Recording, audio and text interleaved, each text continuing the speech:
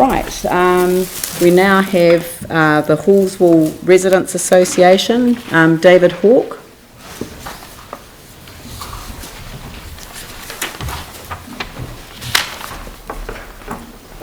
$10.43. Righto. Thank you. Thank you very much. So my position with Halswell Residents Association is the Secretary. Thank you very much for the opportunity to speak to you today, and as an association we think that fronting up and listening to what residents have to say is absolutely fundamental to a functioning democracy, so thank you very much. You've got our submission, I believe, in front of you, but there are 3 points that we want to emphasise from our written submission. So first up, there's some key items in the draft annual plan that we very strongly support. Second up, there's some aspects that we are, you could say, a little more doubtful about. And thirdly, we've got an additional expenditure item that we would like Council to consider. Firstly, some key items for us in Halswell that we strongly support that are present in the draft annual plan. First up is the completion of the 2 skate and recreation parks for Halswell. As an association, we've been arguing for these for a decade, and it's really gratifying to see them finally within reach. The key reason we're actually glad to see progress is not just that we've been beavering on at this for a decade, but there's a lot of younger folk in Halswell, and they're just as much a part of our community as people my age. So we need to provide tangible evidence to these people that they're actually valued and that these facilities are part of that. So thanks again for keeping these parks on the list of funded projects for the coming year. But there's something that I'd like to add in here that's actually not in our formal submission. And we'd like to highlight to you all as council members and as the Mayor the exemplary engagement process that your staff ran. They went to great lengths and it was really hard work. They really put their heart and soul into it to engage with groups right across the community from multiple demographics. In a process such as this, not everyone is going to be happy with the outcome, but we think the process that your staff organised has been absolutely fantastic, and we want to place that on record. Thank you. Yeah. Focusing on the role of young folk in getting the facility through, they were engaged very strongly by your staff in this process. That process was an excellent demonstration to people who are going to be the future decision makers in our city that engagement with the decision making process actually works.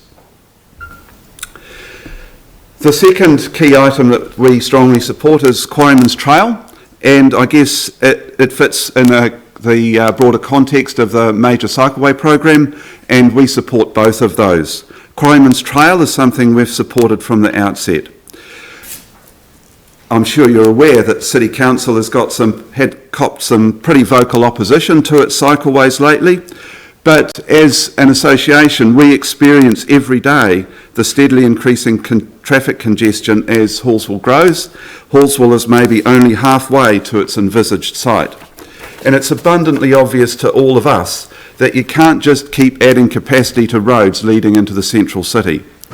The Transport Agency has made that abundantly clear both at local and national level, and the cycleway is part of that solution for us in Halswell.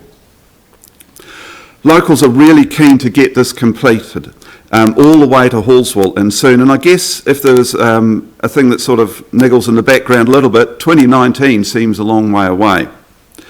A resident contacted us the other day. She and her family had moved to Halswell from Hoonhay 2 years ago. They're now thinking of moving back because they see Halswell as a bit like an island with no way of getting out except by driving. We've been a little bit nervous about the funding of the Halswell end of this project. So the other thing that we would like you to know as a council is that we've been actively lobbying our MPs about the need to roll over the government's urban cycleway program past 2018 and have every intention of making this an election issue in the 3 electorates that make up Halswell. Something that's a bit related to that and we're a bit sort of, I suppose, uncomfortable with, I guess, and this relates to public transport. So the 4-laning of Halswell Road, Lincoln Road, which would potentially provide for a bus priority lane, is also part of that solution of getting people from Halswell into town. And we're a bit disappointed not to see this item progressed in this year's draft annual plan.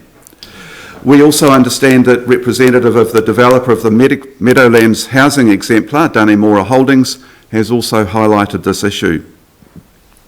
So, as I say, public transport's long been an interest area of our association.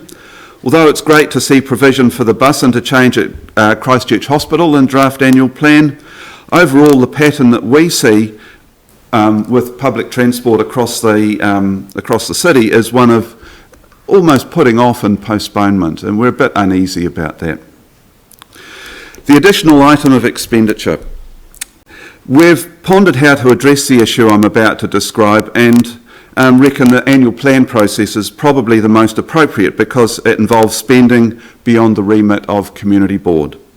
And the issue concerned is the asbestos dump in Kennedy's Bush. So just a bit of background. A local landowner had some of his own asbestos containing demolition waste from his property to dispose of.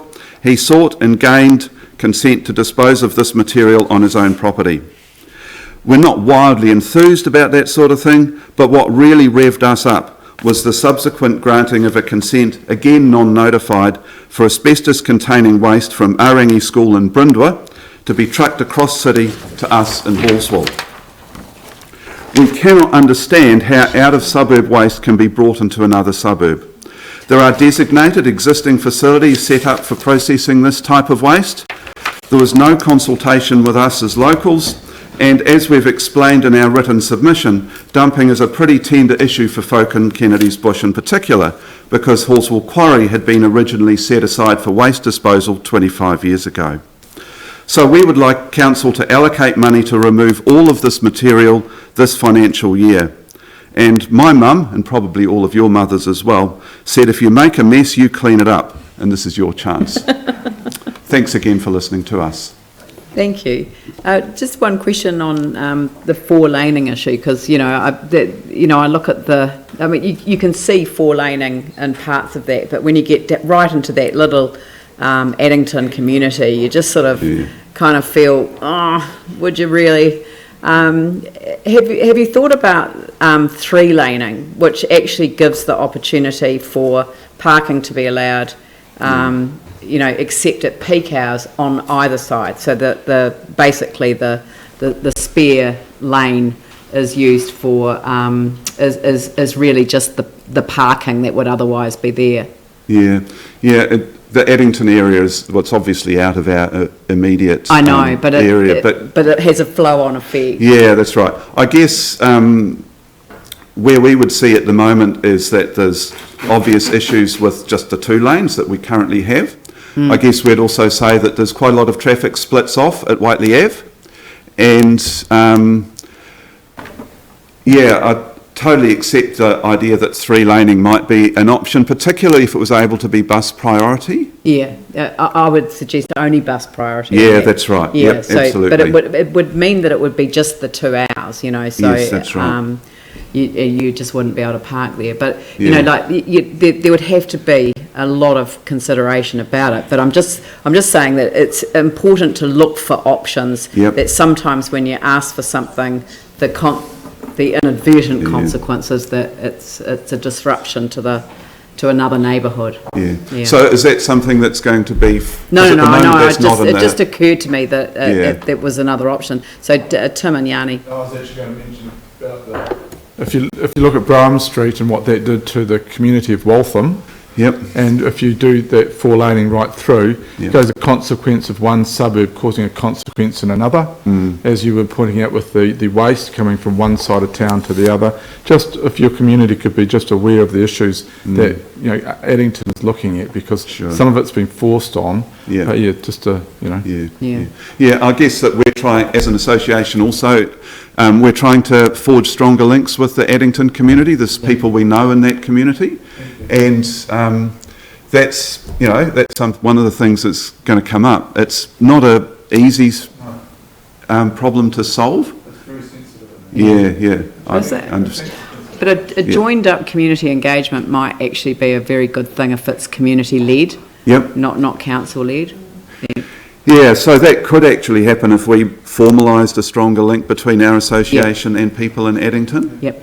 Yeah. Very good. Yeah. Okay, that's Yanni? cool. Thank you. Thank you. Just one section that you've put in your written submission that you haven't presented to us today was you state that the proposed changes to levels of service, and you're saying that levels of service have changed in recent times and not listed in the draft annual plan, and that's particularly around the maintenance. We've been reassured that those levels of service haven't been changed. Okay. Can you just help me understand why you're saying that, and also if you've got any solutions in terms of things you think council should be doing to deal with improving maintenance levels in our city? I think the ones that have come through to our association have been particularly around, and I hesitate to bring this up, but I will, is around mowing of lawns, not lawns, verges and parks and so on. And the perspective that has been brought to us is that since the contract was taken from City Care and given to Delta, that the level of service has dropped back. Now that's very micro level, but that's one example that's been brought to us by residents, particularly in Aidenfield. The second example, I suppose, is around emptying of rubbish bins, particularly at bus stops and such like.